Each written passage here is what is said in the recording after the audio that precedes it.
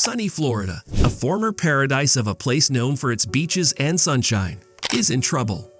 Once the darling destination of retirees and weekenders looking for some fun in the sun, extreme weather caused by climate change has turned this beautiful coastline into a ticking time bomb.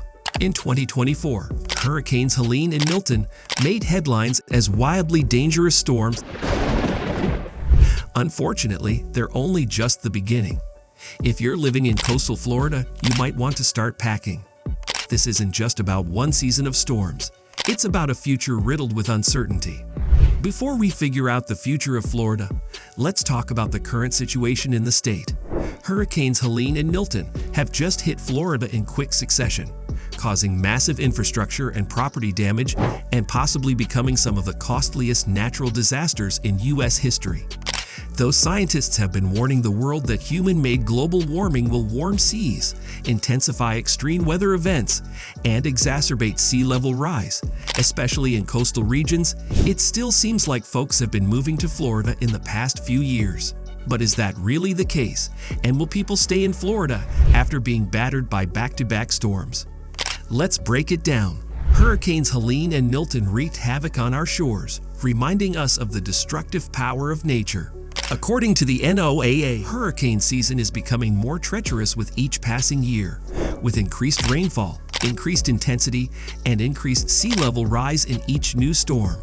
The question is, what does this mean for Florida's future?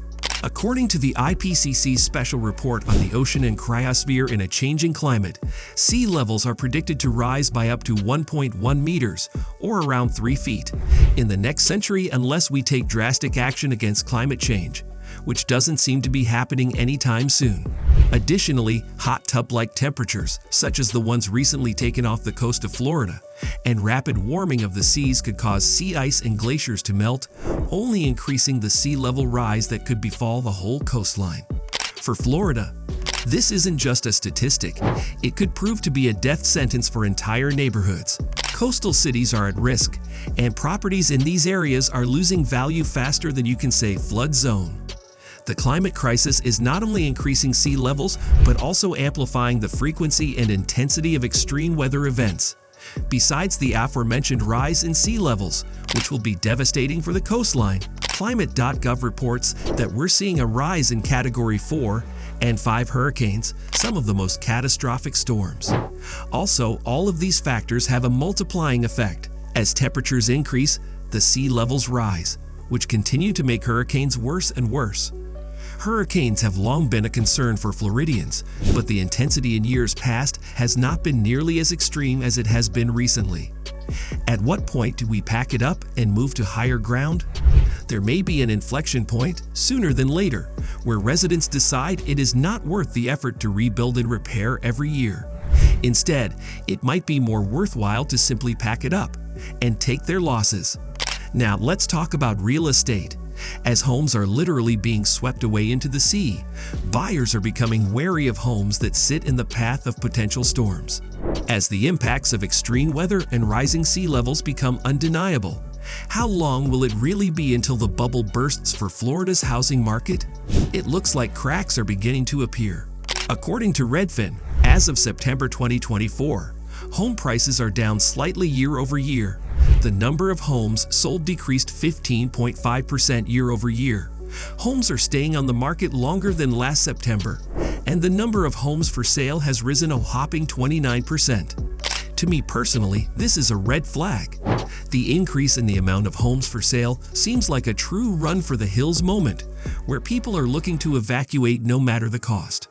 The increase of time on the market suggests to me that fewer people are interested in purchasing property in Florida. The next concern of residents is the increasing costs of insurance in the state, and simultaneously fewer providers of the insurance. So what does this mean for your Florida home? Higher premiums, a high potential for losses in storms, forced evacuations, and all-around disruption for your once peaceful getaway. So what can you do? First, reconsider your living situation. If you're in a flood zone or area that is forecast to experience devastation as the result of a hurricane, leaving might be the best option. If you decide to stay, please make sure that you are appropriately protected. Making your home more resilient to catastrophic hurricane damage may be a process, but can be well worth the investment if you prepare properly. The most taxing components of a hurricane are wind, storm surge, and water, so taking steps to protect your home against these will be well worth your time. Remember, most homeowners' insurance policies do not cover flooding, so you might want to consider additional coverage or take a look at your current policy to see what is and what isn't covered. Second, advocate for sustainable practices and policies that prioritize climate preparedness. Your voice matters. Share your thoughts in the comments. Let's discuss. To sum it all up, the reality is grim. The next storms will likely be worse, and sea levels continue to rise. Ignoring these truths isn't an option. Subscribe for more insights on climate change, extreme weather, and what it all means for you. Until next time, stay informed and stay safe.